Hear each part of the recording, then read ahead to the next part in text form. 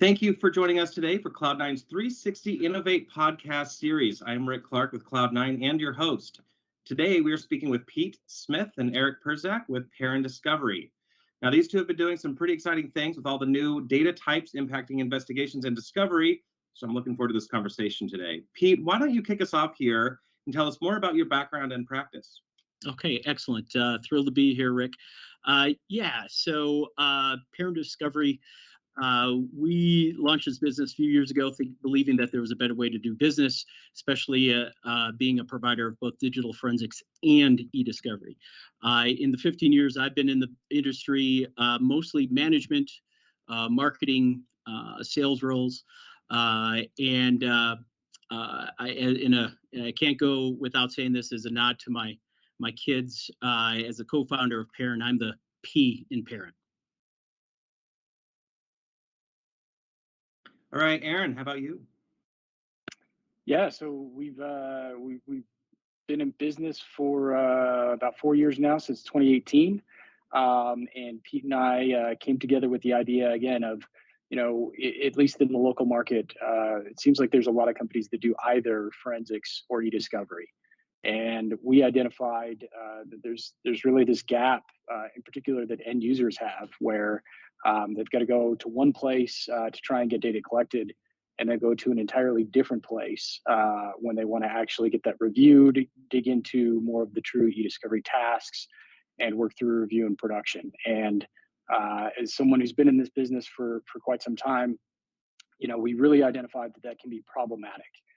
You really want to have kind of a seamless process all the way from planning collection all the way through review and production. And in doing so, you're better prepared for how you collect data. You're also then better prepared for how you're prepping that data and getting it ready to go into review. And so we really felt that was kind of a sweet spot in the market where we could excel and really provide a solution that we felt like was kind of lacking in the market. Yeah, it makes sense. And thank you both for that. Now, recently, Parent Discovery rolled out Cloud9's ESI Analyst. Would you mind sharing some of the challenges you addressed by using ESI Analyst that you would not otherwise be able to with other platforms? And Aaron, why don't we start here with you? Yeah, absolutely. So what we've really identified was kind of directly to that discussion that we were just having about the idea of these starts and stops. And traditionally in forensics in particular, when you're talking about things like mobile devices and modern data, there was kind of this start of, okay, let's go collect. And then there was almost this stop and wall in between what we do then to what the client gets. And so it was much more of, I think, what most people would consider kind of a forensic workflow, in that we would collect data and we were providing either Excel reports or portable cases, the portable ability that some of these tools have to create their own self-contained database.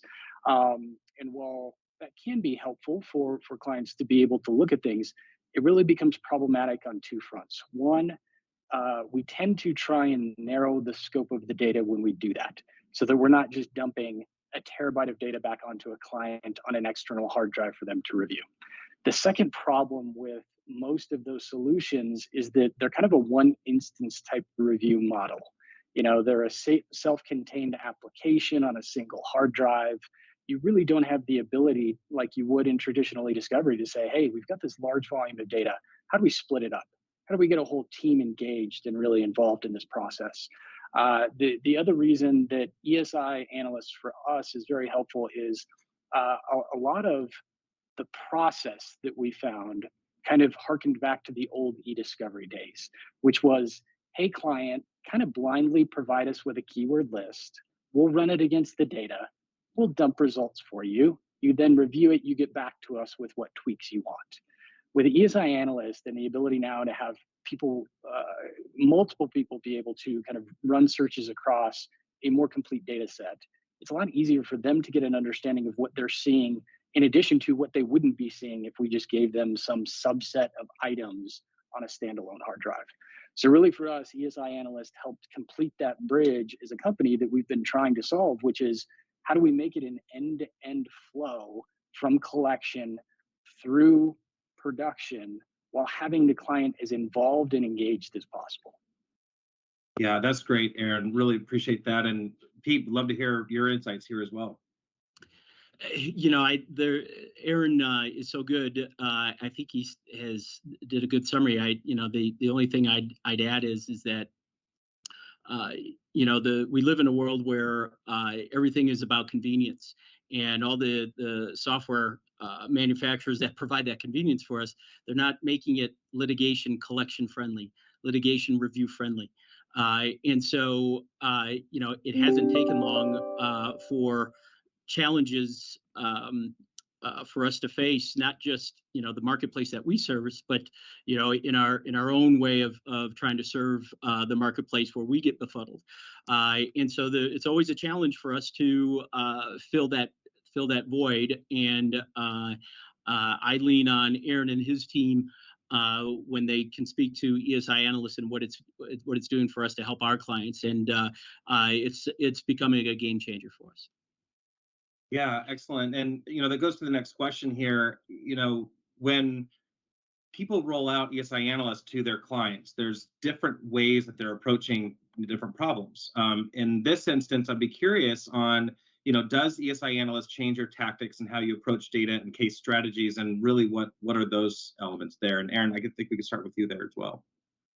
Yeah, absolutely. So, I think the biggest change for us really does touch on what we were just speaking about, which is ESI Analyst allows us to get the client more engaged, more deeply in the data. And so I think from really kind of internally, our process is shifting from that traditional model of really prepping the client up front to say, give us keywords, let's stress on keywords, let's stress on main dates, to maybe shifting our focus more to data types, so that with ESI Analyst, we can take as many data types as possible that we feel ESI Analyst can truly kind of translate into what attorneys and end users are used to in an e-discovery review workflow. So a lot of that really circles around communications. Can we now focus on treating communications that come from mobile devices, come from things like Teams and Slack, and turn that into a more traditional review that attorneys are used to for things like emails? And so that's really, I would say, the biggest shift that we've had to make internally, and that allows us to make is, again, that ability of really being engaged with the legal team in getting them more involved, exposing them to more of the data and information, rather than that very narrow initial focus, which we had really kind of been previously focusing on. Yeah, it makes complete sense. Pete, I'd like to hear your opinion. Then I actually have a follow up for both of you as well on that. But Pete, what are your thoughts on case strategies and how this allows you to change some of those strategies here? I'm involved more on the front end of the house. So for me, it's messaging. Hmm. I think in our own little world, we might be a pretty good example of what we're trying to do to the marketplace, especially here in Denver and the surrounding area, where uh, we were not unfamiliar with ESI analysts, but it took some inertia, some momentum for us to get a hold of it, embrace it, and now make it part of our ecosystem and workflow to the marketplace. And so I think where I think where things have changed or just kind of evolved as we add more tools to the tool belt, this just becomes something for us to weave into uh, to educate our marketplace. I think it can suffer from they don't know what they don't know. And part of that is on people like us to say, hey, this is this thing that really stressed you out, you didn't have an answer for. We do. And so we've got a captive audience that we believe that it's already being well received. And so I think we're eager to talk with you in 3 months, 6 months to see how far advanced this has come. So it's changed the messaging. We've always talked about how we're that bridge to connect forensics and e-discovery. But with the data types evolving, it's made it particularly acute, I think, because it's not just electronic documents anymore. Right, right. And that sets me up for exactly what I was going to ask. And that is, since you do work on both forensics and e-discovery, we hear often that modern data is data, not documents, right? The approach has to be a lot different. Would love to hear with your experience, what your thoughts are on how we treat this differently than a traditional document review of, or brute force document review of this data. Aaron, would love to start with you there. Yeah, so I think it's a very valid point, and I think it's in some ways twofold. Kind of first and foremost, it is different data, and there is by far much more information that can be gleaned from that data. But also because of that, there's an entirely different workflow that needs to take place for review. When you talk about things like chat forums, Teams, Slack, those types of data sources, you've got a much more in depth. I would kind of relate it to threading type process that needs to take place, right? You've got multiple rooms, you've got chat areas, you've got direct communications, you've got group communications.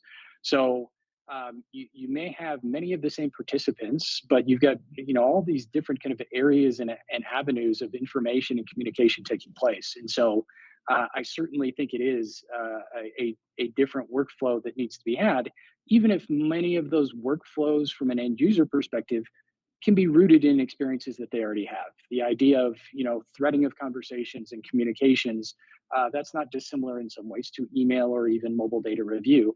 It's just on a much more grand scale. So it is certainly something that you need to be proactive about when getting into review. And then the second thing I would say to that is, I think us as providers really need to help with that educational piece of this conversation too. I can't tell you how many times we still have clients that when we're doing communication related reviews, will talk about, well, can you just export that file for me? And we need to do a good job of bridging that gap of them understanding, listen, this is really data points instead of databases, not necessarily physical items. And so I think between those two things, it's very exciting. I think there is an immense amount of fruitful information that can be gathered from all of these communication sources. And I think, as we all know, that's only going to grow over the coming years and decades. And so, it's something that we're ready to start tackling head on. And I think between the education and really leveraging tools like ESI Analyst, we're able to continue with that path. Yeah, that's great. Pete, any insights there as well? I can't help but be reminded, and I've been around long enough where the evidence we were picking up was in paper form, and I can remember. I don't know if I'd call the word debate or a intense exchange with an attorney to talk about the merits of scanning that paper, because you'll find the ability to review. And so that was a long time ago. And you think of what has happened since then, between predictive coding and everything. The industry just continues to evolve in reaction to the world that is out there. And I think this has been a positive step. And I'm just glad that we're on the front end of it. Yeah, absolutely. I do remember those days as well. So early 2000s, I was pushing boxes. Remember, it was right out of college, and I was like, I need to wear a suit to work every day. And so I did in Orlando, Florida, while I was pushing boxes. It was just, Yeah, Atlanta, Georgia.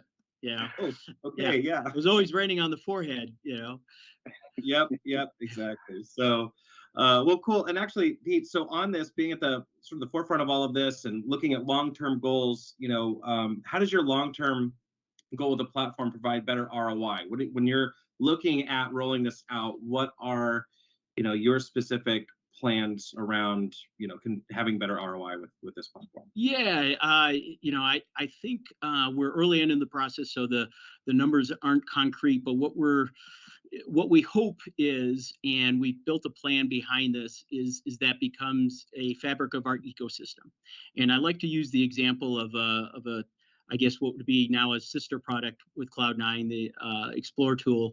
How it wasn't very long ago in our early stages of a company that we would introduce this to our customers on projects, and we are still learning the tool, figuring out how it fits in, what's the value to them, and how to convey that.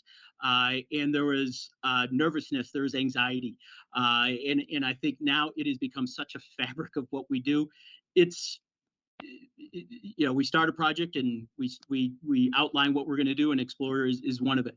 And for those instances where there's communications devices that ESI Analyst is going to be part of the solution, what we hope is we turn in where it's an afterthought that this is how we're going to do this. And so what we think then is, these problems, how to handle this for legal teams are not going to go away. In fact, it could be argued that they're only going to get more intense. So I think for us to be on the front end of this, we're excited for for what it's going to mean for us. But we expect that it's another tool in our tool belt that maybe separates us from others who are not using it. Again, we talk about how we play both sides of the fence with forensics and e-discovery, so that puts us in a nice position to really be a leader, thought leader, expert at continuing to bridge a gap where ESI analysts can fill.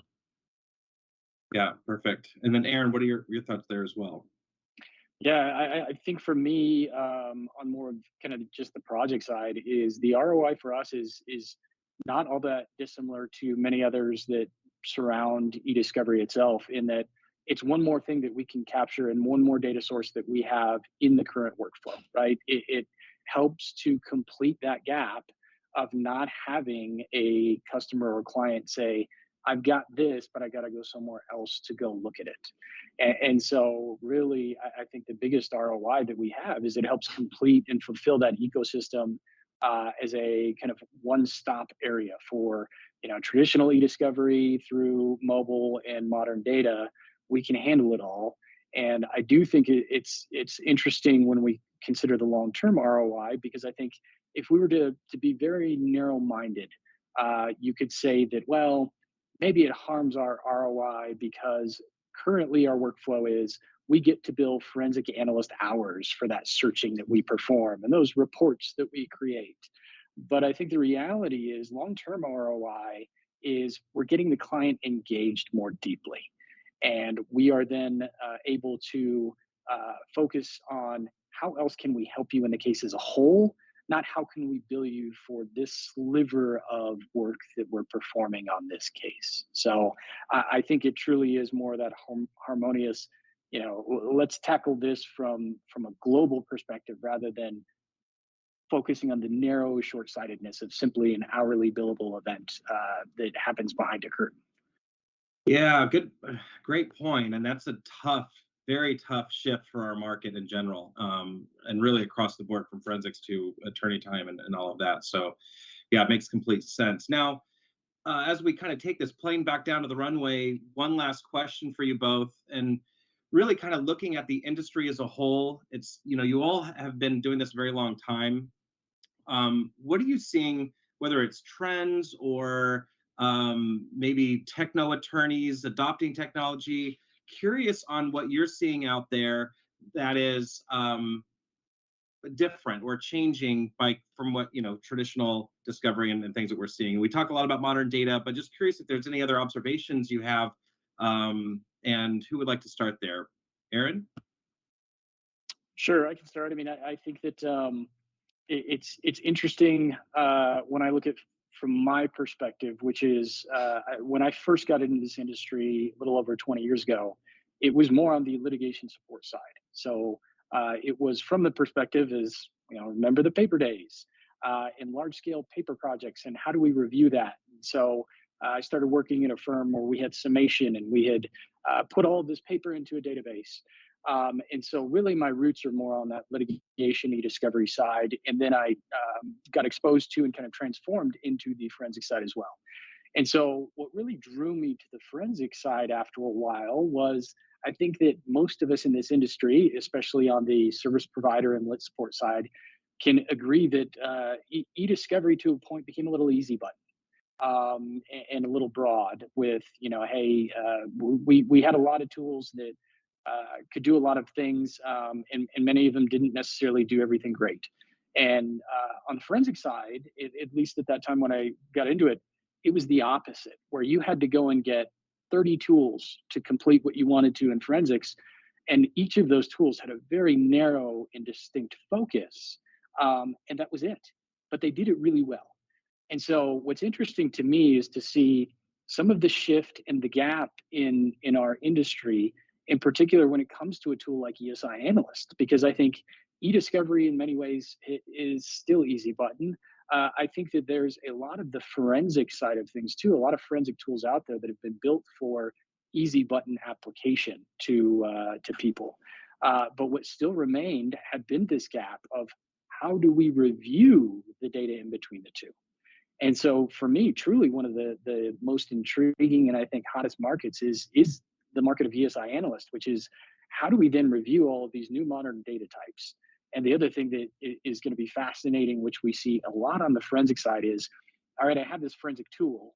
The problem is you constantly have to dev that forensic tool because technology is constantly changing. And so you've always got to keep up on things. And that to me is what's going to be probably the most intriguing and kind of exciting thing over the coming years is as these new data types emerge, what do they look like? And then how do we bring about solutions to tackle things like legal hold, review, ultimate production of these data sources?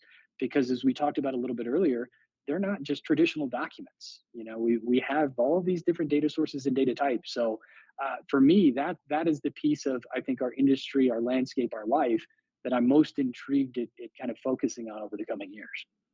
Yeah, I love it. Yeah, Pete, what are your observations? One of the things that I would point to is maybe the diversity or how widespread that. See if I can show this. But as long as we have phones, right? We've had cases involving family law, personal injury. Now, some of those are not, your bread and butter forensics and e-discovery, but the fact that, they're dealing with, again, not necessarily just electronic documents, but social media, communication chats. To me, it will be interesting to see how widespread, this gets into other non-traditional practice groups. Yeah, absolutely. That is, it reminds me back when we were, I was educating on emails and I'd say, well, PSTs, you might have some NSF files, and I'd see the hand go up. I'm sorry, what's a PST? What's an NSF? So I find that right now we're in a lot of the same sort of gaps in understanding, and it's great. It's we can educate. That's what these podcasts are for. And so, so thank you both. This is all the time we have, and so again, thank you for your insights and thank you all for watching. If you have any questions for Aaron, Pete, or me, or would like to see any of this technology in action, please email us at info@cloud9.com. Again, thank you both and have a great rest of the day. Thank you, Rick.